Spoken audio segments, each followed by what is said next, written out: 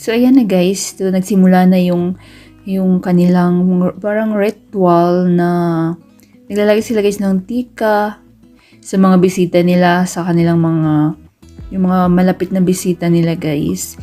So, ako nga rin, pinakyatin ako ng mom-in-law ko at nilagyan nila ako ng tika at nagbibigay din sila ng pera sa mga nakakabata. So, naka-receive din ako guys ng pera sa kanila dahil nilagyan nila ako ng tika. At saka yung tika guys is blessing yun sa galing sa mga elders.